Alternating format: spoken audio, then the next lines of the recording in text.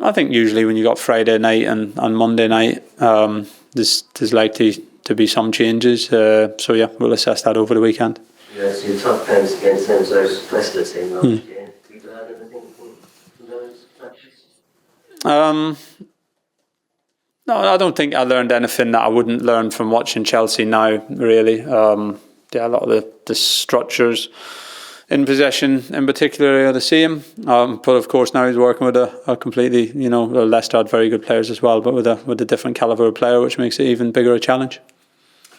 Daniel, just wondering your thoughts on how he's adapted to life in the Premier League as well, from his time at Leicester. And I know you said that the patterns are similar, but just generally, how do you think he's adapted to life in Chelsea? It seems to have done very, very well.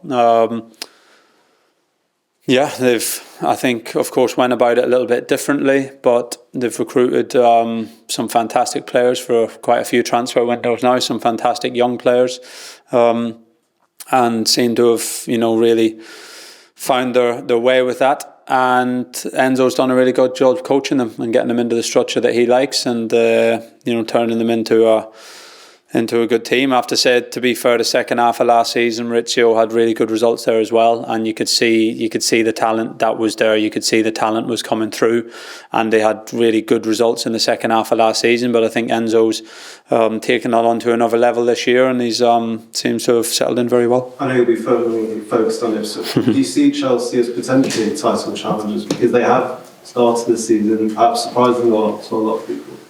I think the manager says no, I think, doesn't he? So he's in a better position to judge than me. Liverpool are obviously in incredible form, but they're certainly one of the best teams in the league. So I guess they'll make their judgments on that, and time will tell in the end.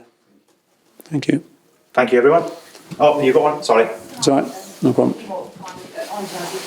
Obviously, there's this sort of tension in the floor. Do you think that makes him potentially more dangerous than Faith, or do you feel like that could actually work? Let's see, it can go either way, to be fair.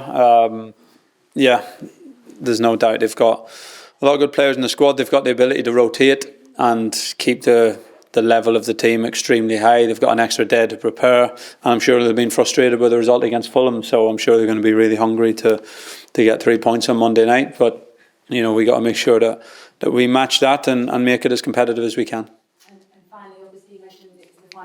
But do you feel that the real want to get that first win at home with adding pressure? Could it add pressure? Do you feel that they should play without any pressure just before that moment? Look, I think it's until we get the first home win, it's going to be the story. Until we got the first win at Tottenham, it was going to be the story.